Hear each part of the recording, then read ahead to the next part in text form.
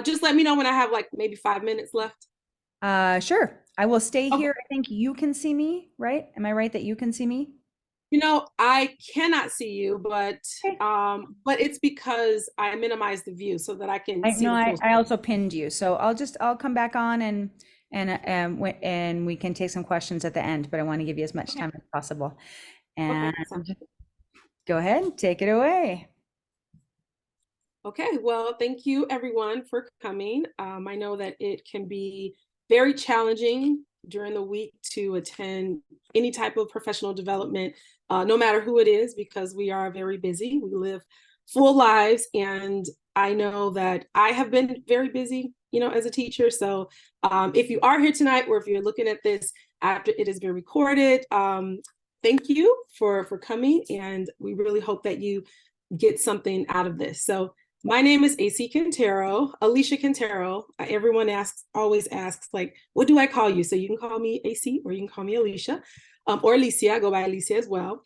And I'm an author, teacher, and presenter. And before I start talking about my books and my collection and how I use novels in the class and how you can use these novels also in class, I wanted to just go over just who I am and kind of like what I bring to the table, because I think that that is very important, that you know who's talking to you. So I have been a Spanish teacher for 18 plus years. I have worked as a middle school teacher in the IB program. And so I think a lot of that kind of comes into my approach to teaching in general. I currently teach at a college prep high school. I've taught college, and I'm currently teaching a dual credit college class. And I've been an author of comprehensible novels since 2017. So our first stop is novels and short stories for level 1. This is probably the most popular level because depending on the high school and the district, I know that there are certain requirements for world language. In Illinois, for example, students have to take a world language for 2 years. At our school, we actually encourage them to take language for 4 years. And most kids take the language for 4 years because that is something that I think, number one, general interest, but also it looks good on their applications, and their parents really push them to take 4 years. But starting with level 1, because I know we have a lot of middle school teachers, and then we have teachers who teach freshmen and sophomore levels in high school. So this is my level 1 collection. I have La Clase de Confesiones. That was the first book that I published, and then it's in French. And then the sequel is La Bella Mentira, and that's also in French. And then I have the first book, La Clase de Confesiones, in German as well. So if you teach any of those languages and you're looking for a book, a simple, engaging, comprehensible book that's super relatable to students that you can get through quickly, because I think that's like one of my big things, especially when I first started doing novels. I want to be able to like get through the novel, and I don't want to overwhelm the students, especially if they haven't, if they're not from a program where they are have a lot of exposure to reading in the world language, so, or just reading in general. So it's really nice to have sort of like those short, sweet, kind of brief books. So this is the series for that. And I'm just going to put here, this is the synopsis. I'm not going to read it, but I'll just kind of, summarize it. It's takes place in the classroom.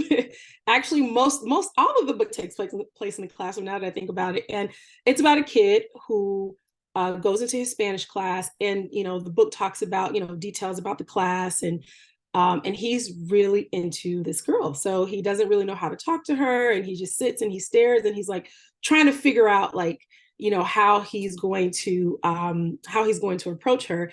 And at some point during the class, during the course of the class, the teacher sort of notices that this kid is really into this girl. And so he inserts himself like most teachers do, or some teachers do, or maybe it's just me because I'm very metiche and very nosy.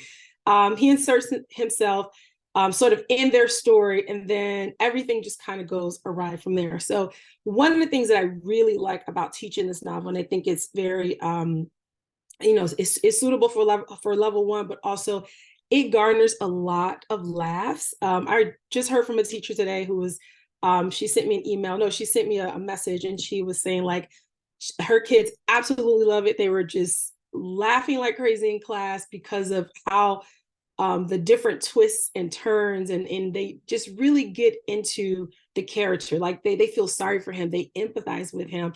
And that's one of the reasons why I think that that this book is, very popular too, because people, the students can really relate to the storyline, right? Everyone has someone perhaps in school or somewhere that they like, and they may not have the confidence to approach them. And then the teacher just makes all of these, makes the situation so awkward and very embarrassing. And I'm sure that students can relate to that too, not necessarily with their teacher, but perhaps with their parents. So this book is part of a series. So it's La Clase de Confesiones en la Bella Mentira. And I wanted to just kind of talk about like why use these novels in class, and then I'm going to share some activities that I do when I teach the novel in class. So number one, the comprehensibility. Most of the book is told in the present tense. There's like a smattering of past tense, like maybe 2 or 3, and they're all footnoted. It has a very low unique word count, and that is very important, especially for level 1 students who are just starting out. I purposely made sure that all the vocabulary was something that teachers can pair with maybe a unit on education or with school. I do units at my school, and we have to make sure that our units are kind of aligned with what students will be learning in AP.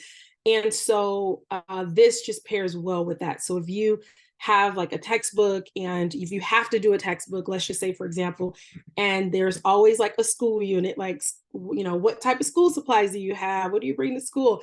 This would be a really great book to support that language and those structures as well.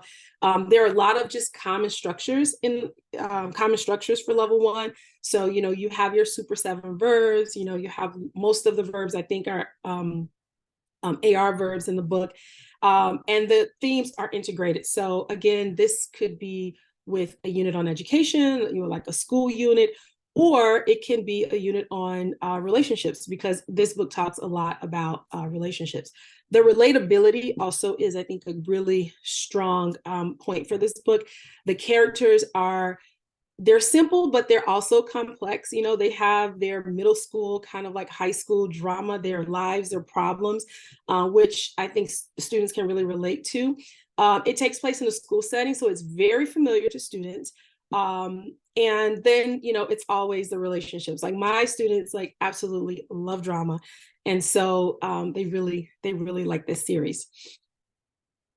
All right, so some of the activities that I do, I have also with CI Reboot in summer, I've talked about how I teach a novel, I think in 7 to 10 days. So let me just say that I have 90-minute classes. And so I try not to spend more than 7 days, which is kind of like 14 days when you think about it, 90 minutes of class. Try not to spend more than 7 days on a book, because there are a lot of interruptions at my school. So I want to kind of make sure that when we start, that we are not interrupted, that there's like a flow. And then there's a lot of activities that I like to do that really build on sort of that language experience. And not only that, but creates a lot of community in the class. So number one, this is a CI favorite, like picture talk. And let me just say, before I was a teacher who used CI as an approach, I always did picture talk. I didn't know it was called picture talk, but I would point to a picture or poster and we would talk about it. I do think that's just a very natural part of teaching, right? So I like, with this novel, I like to do what I call like observe and compare. And so I always have the students, with this, I like to use the super 7 verbs and just talking through like, well, what do you see? Or ask them questions depending on the level. So if I do this in the beginning of the year, like not at the very beginning, but like maybe first semester, I'm going to be sort of providing a lot of input. If I do the second semester, then it's more of a collaborative effort between me and the students. So they have that vocabulary where they can make observations. And so we talk about the number of students, and we compare like, well, how many students are in your class? How many students are here? And it's really good to like for reviewing like numbers. So they actually have, the elements with which they need to speak. I really like doing true and false activities based on the cover. And this way I can bring in things that are like actually on the cover, but also things that are absent. And so that is another way for me to really drill down on like the language bit. I really love prediction activities. And so again, this can be an activity where, depending on the students, their level or where or the spectrum, you can provide, you can provide sort of predictions and have the students guess. There's so many different activities you can do, or you can have them just make predictions with like their own language. And I try not to focus on like perfection. Like sometimes if a student is making a prediction and it's like total circumlocution and like the verbs are not properly, like in the structure that I want, that's totally fine, because then I'm going to take that and I'm going to repurpose that and put it on a board. And then that's going to be like a teachable, or like I call it teachable moment. In Spanish, I always say momento didáctico. I don't know if that's how you say it, but that's what I say. I do have a trailer with this book, and it is free. It's on YouTube. There is an activity with it on Teachers Pay Teachers, and that in and of itself actually is a mini unit. Depending on the year, I'll do the trailer, because sometimes it doesn't give away like the whole story, but I don't like doing the trailer in the very beginning. So it's kind of weird, because that's what the book trailer is for. But I like to maybe after a few chapters, after like the main, plot or the characters and part of the plot has been introduced, that's when I like to do the trailer, because I don't want any like spoilers. And so I do want to point out that for this book, I have like teachers manuals for actually both of them. And I just call them tried and true activities. I like created a lot of these activities as I was going through, cycling through the books when I first started using them with my own students. And so how I kind of get through these books, because again, they are short. The first book is shorter than the second one. I think the second one is a little longer. So tons of, there are a lot of different activities that I have in this book. Like there's what do you call it? What was it? Dos confesiones y una mentira. So that's like my two truths and a lie, just to kind of play on words or play off the book titles.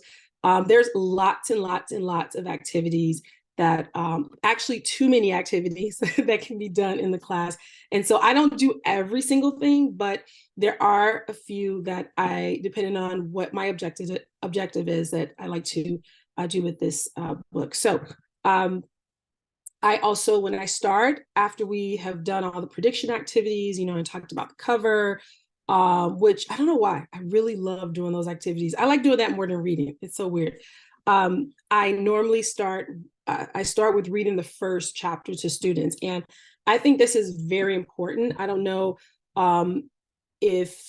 I think when I first started and I didn't have a lot of like understanding about like the role of reading, I would have students like read and, do your regular like read and take notes and ask questions. But I find that like reading the first chapter to them and having them listen and kind of like write down the things that they heard, that just opens them up, and it, helps them to sort of become a little oriented with the book. And then after that, I still have students reread the first chapter. And when they reread the first chapter, they're confirming the things that they have heard. I like to do a lot of paired activities. So La Clase de Confesiones has 6 chapters. So I will read the first one with the students, and then they'll kind of read, then they'll reread and they'll compare, they'll do a listening activity. After that, I like for them to read to each other.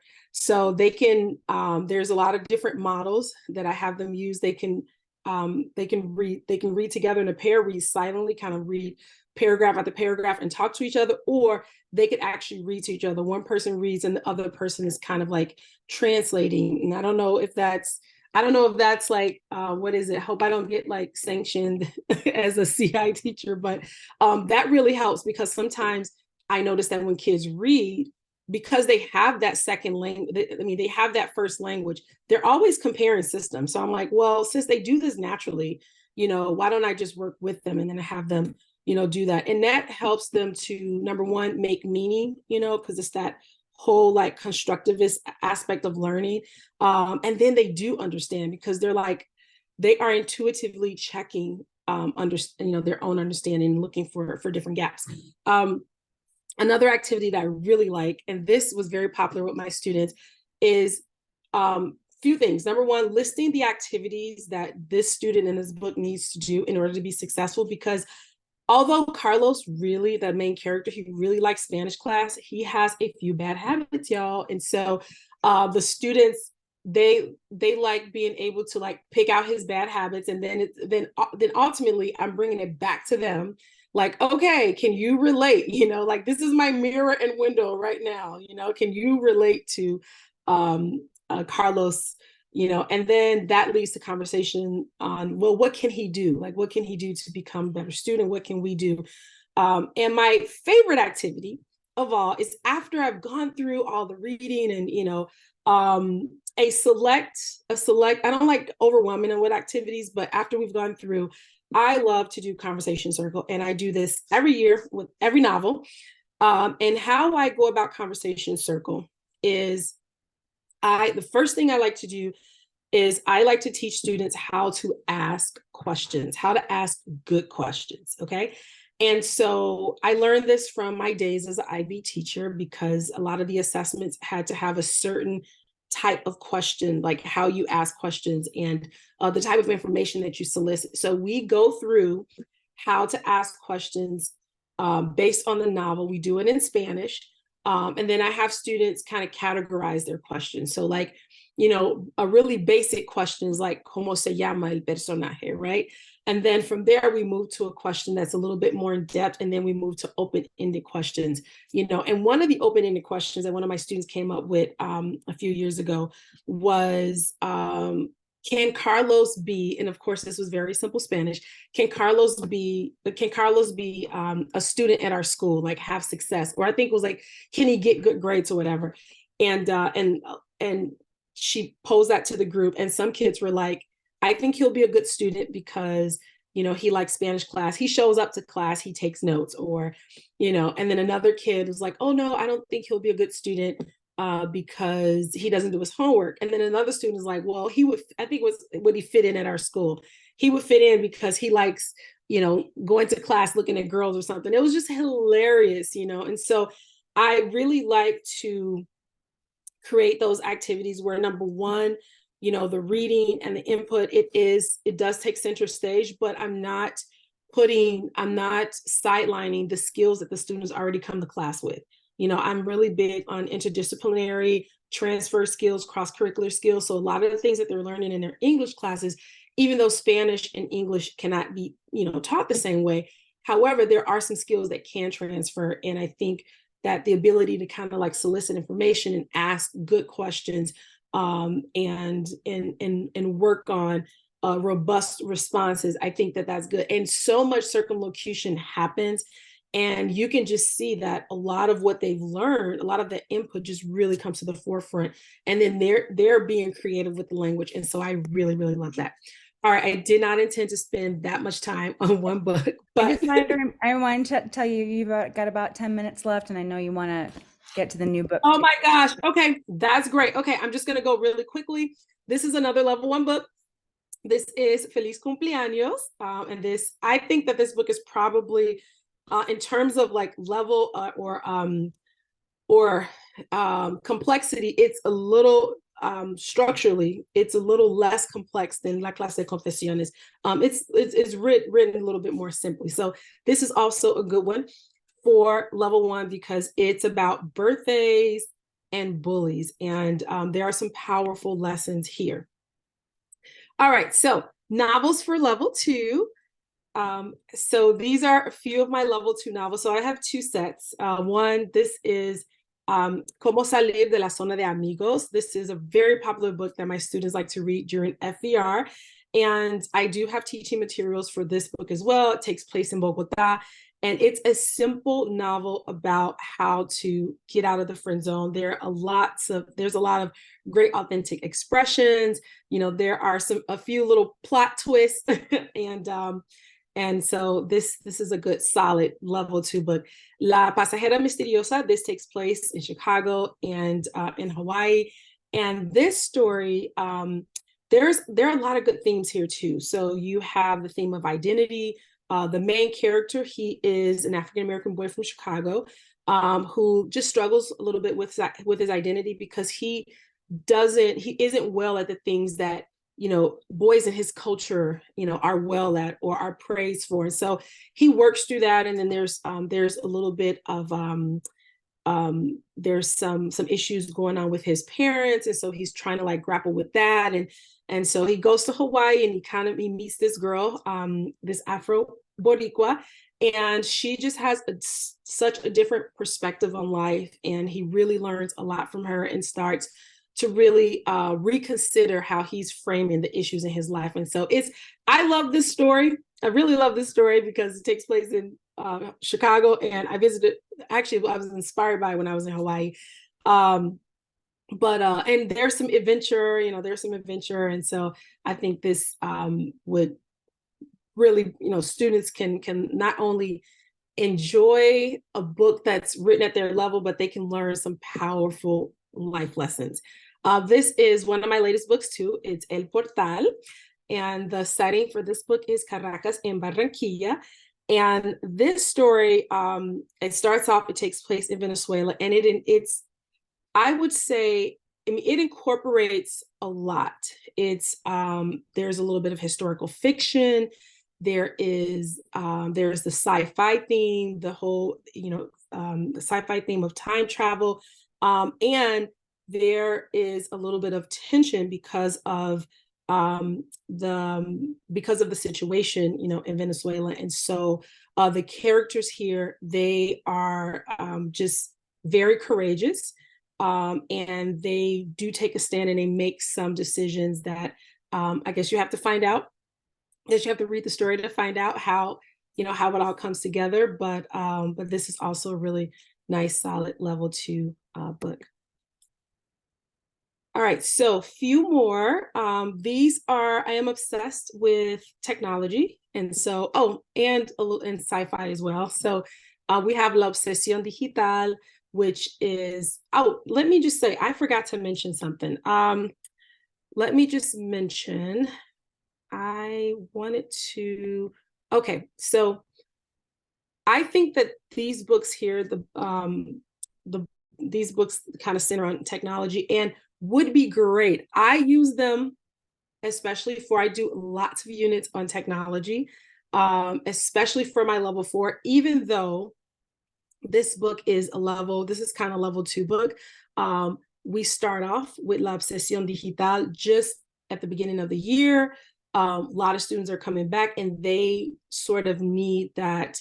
They need to start with a book that's comprehensible and that's easy, and probably just a little bit that sneaks a little bit below their level, just to build that confidence. And also it gives me a chance to sort of survey their language skills and where they are, so that I can plan. So this story, I forgot where this takes place. Oh gosh, I don't know where the story takes place.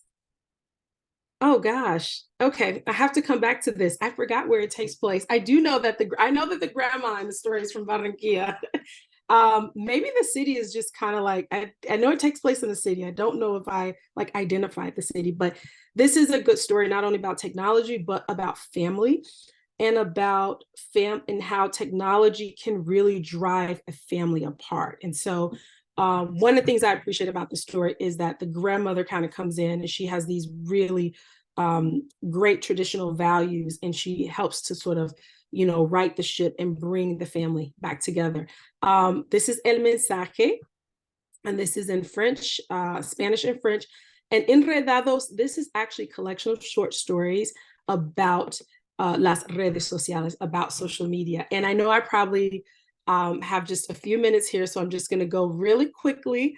I have the trilogy here, which is Las Apariencias Engañan, El Amario, and then Las Sombras. This has been a very popular series, and I feel like a lot of teachers, especially around this time, probably, pick up these books. I actually don't teach Las Apariencias Engañan. I do know a lot of teachers who do teach this book first, but they'll start with Las Apariencias, and then they'll do El Amario, and then they'll have students, if they want to continue, they can read Las Sombras. I personally, and I know I'm probably committing a cardinal sin because I'm the author, I really like starting with El Amario. Now, I will say that when I have done that, and then there are some details in El Amario, and the students are like, "Wait, when did the fight happen?" And they have been they have been angry with me because of that. However, I do think that I like starting with El Amario because sometimes when it comes to time constraints, it's easier to kind of just start. I don't have time to read all three, so I definitely can start with one, and then students, if they choose to continue with the series, they can read it in free volunteer reading. And lastly, I will share this in case you are interested in learning more about these books. But lastly, and certainly not least, Kara, how much time do I have? Couple of minutes, but I want you to get to the new book, so keep going. I know. Okay. So I'll get to the new book. All right. I even have a little libro misterioso, como de misterio. Little video of me teaching. Okay. So I'll skip that. All right. So this is my newest book, La Revelación, and this is a ghost thriller. It is about a young girl who it takes place in St. Augustine, Florida, and she and her friends are kind of like ghost hunters. And it's a very kind of spooky town. I visited a few times, and I just remember hearing so many of like the ghost stories and the legends and the traditions. And so I was very inspired by that. I visited years ago and just recently just came back on my radar. And so she is she's a struggling teen because there's some issues with her mom. And because of the issues with her mom, she is put in a position where she's having to lead her life as a teenager, but also take care of her siblings. And I can just tell you from a teacher standpoint, I do have students that I know they can relate to this 100%, right? So she goes on this ghost hunting excursion with her friends, and something happens. And she doesn't quite know how to make sense of it, but it starts the incident that happens. It actually reaches back to the past of the town, and it ties into her family circle. And so she spends some of the book trying to make sense of like these visions that she's getting, and really just putting the pieces to the puzzle together. So one of the things that I like about this book is that there is a surplus of mysterious and really eerie characters. But I also think that not only will students be sort of enthralled by the ghost story itself, because that in and of itself is very interesting, but just the relationships. Like it's not, her family is not a perfect family, but they really are trying to make do. And I think that that's something that's like missing a lot of times. Being able to read these stories where there are real families and there are people that are struggling with real problems. And so she and her friends, they end up just going on this adventure and going on this adventure and discovering, putting the pieces together so that they can figure out how to try not to give too much away. So they can figure out how to move forward in the present circumstances. So and that's why it's called La Revelación, because there are a lot of things that are revealed to her about the town where she lives, but also about her family. And lastly, but certainly not least, these are the other novels for level 3, and my timer just went out. La Revelación, El Escape y El Último Viaje. Thank you so much for listening. Thanks for sticking with me.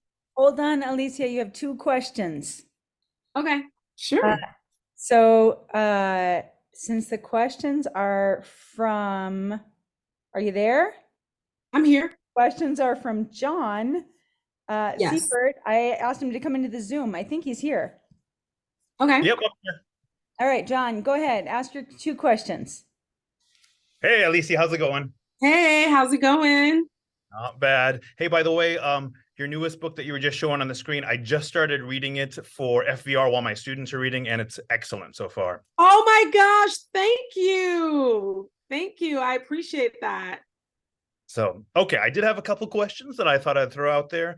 Okay. Number one, do you do any kind of dramatic activities like with like readers theaters kind of thing, or where students do any kind of acting or, playing around with it? Yes, I do. So I do that mostly in the lower levels.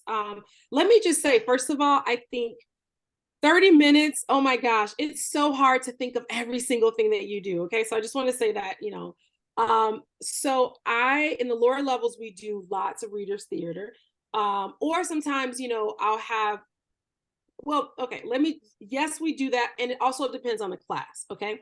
Because I've had classes where they just couldn't handle it, but I still would give them a role. So I would maybe do I would be the narrator, and then I'll have other students kind of read, I've had classes where we just go all out dramatic, where they're doing props and they're doing all these things. And so it really depends on the class, and it depends on the maturity. And keep in mind that before the pandemic, I mean, we would do a ton of things, but when we came back, there were just kids had a really hard time just adjusting, and I was kind of adjusting to them adjusting. So I think this year, as I do the novels that I have planned, I think we are going to be able to sort of do more of those type of activities.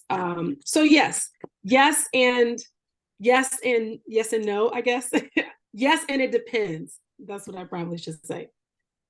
No, exactly. I hear you. Like, I do feel like kids are super hyper aware of being in front of other people and speaking in front of others since COVID, for sure. So yeah, Yes. I had to change some activities as well. Definitely. My Yeah. other question was, this is one that I get a lot from other people too. Like, what do you do for assessment? Like when you wrap up a novel, like, do you do any kind of like formal or summative or any kind of assessments at all? Oh gosh, yes. I am listen, y'all may ban me because I am like assessment queen. Okay. I'm all about the grade book. Okay. I'm sometimes because we get emails from our administration, like you need to put in a grade a week. And sometimes my colleagues are like, oh my gosh, I haven't done anything. I'm like, I got 5 grades, So one of the things that I do, let me think through. So I have, and this is part of my teacher's manual with like La Clase de Confesiones, I actually put some assessments in there. So I do, there's one assessment where students have to listen to the character being described. Okay, it's a listening assessment, character being described, and then they have to guess who the character is. There's another one where they have to identify quotes. I have them actually I do a comparison. So they have to talk about themselves and compare themselves with like the character. And I do prep for that. Like we talk about it, we go over, what are some transition words we can use. And this really helps the AP teacher because, because I'm sort of, teaching a lot of like what they're going to use on like for their writing AP, because we do have a lot of kids that go to AP. I start that in level 1, which is very basic activities, So this is me, también él, él hace eso, yo voy a la escuela, él también va a la escuela, So I do those type of comparison activities. I have them talk about the characters. I have them write about the characters. And I haven't done this in a while because the last few times that I've done novels, it's been, I went on leave last year. So when I came back, we had to do stuff really quickly. So I didn't get to this, but I have them do a book report, and the way that I structure it is like, first they talk about the book in general, then they talk about, 2 characters, they talk about the plot of the book, they give me their opinion, they're writing about their opinion of the book. And I can add different things there. I also, like I mentioned, I do a conversation circle. And for the conversation circle, that's an interpersonal speaking grade, because they have their questions that they're asking each other, and then I have my questions. And one of the things that I guess I'm realizing this year, because we just finished, I call it my free volunteer reading unit in level 4. So each kid read a book. John, your book like 10 kids probably read your book. I'm telling you, I can tell you about Caden's father and all this other stuff. But I have them in our with the conversation circles. They do last about 15 minutes.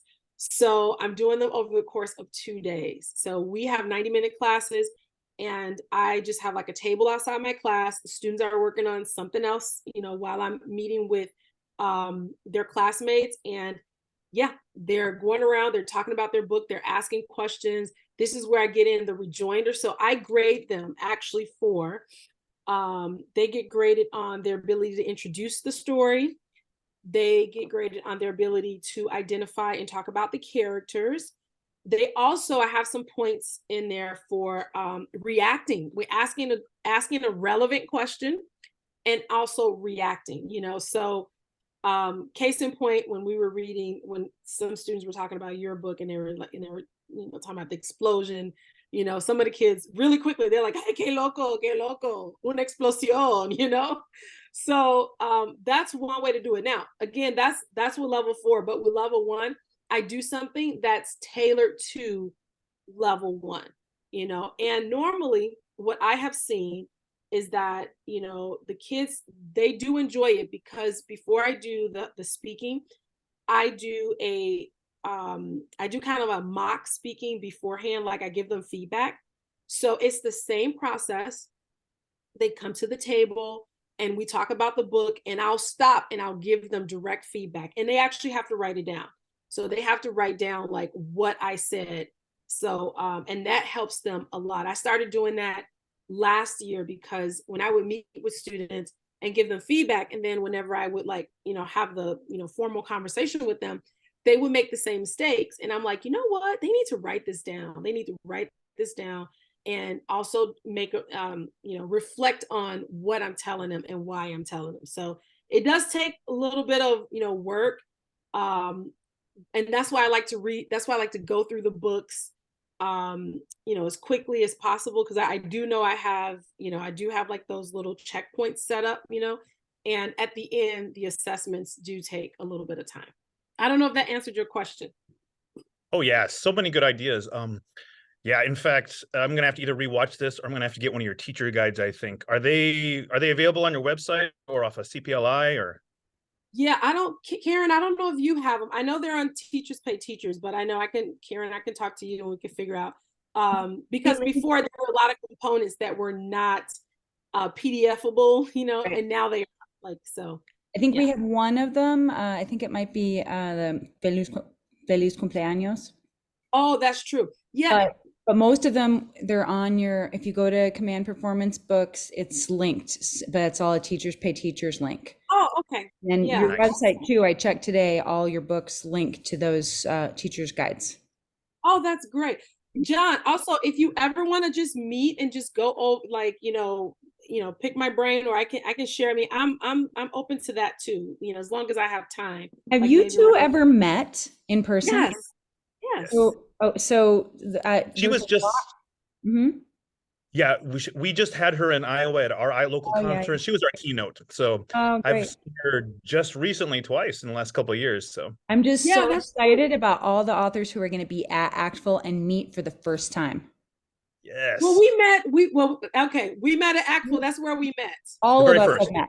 Mm-hmm. Yes. Yeah, we met. Wait, is this still being recorded? Is it still being recorded? Yeah. Oh, yeah. We're still recording. We're even still. Oh, great. Okay. Yeah. Okay. Yeah. We met at ACTFL. Okay. I'll just leave it there. Yeah. New Orleans. New Orleans. Yep. That was for me and Alicia for sure. Yeah. Actually, we did more than meet. Remember, we stayed at the same house. Yeah. Yes, we did. The same house. With like a dozen other teachers. Yeah. Well, yes. Let me clarify that. Yeah.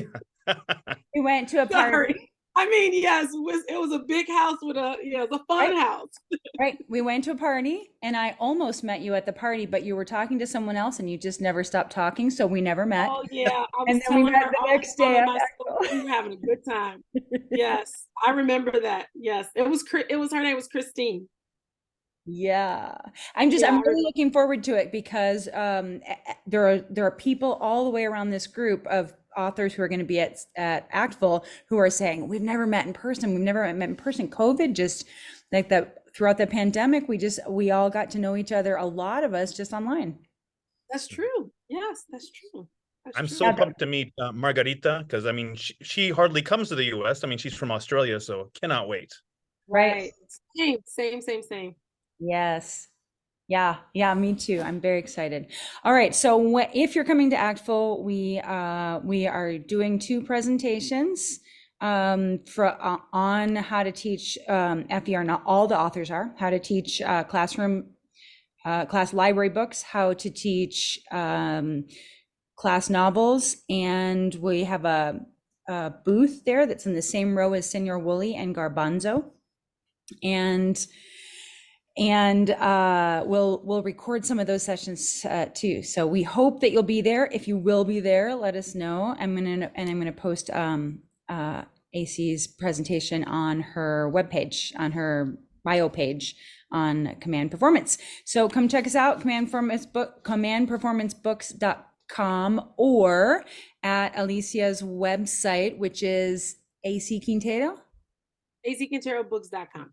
acquinterobooks.com, and go check out the teacher's guides, and we will hopefully see you all at ACTFL. If not, we'll be live streaming quite a bit, and we'll see you there. Adios. Thanks for coming. Thank you.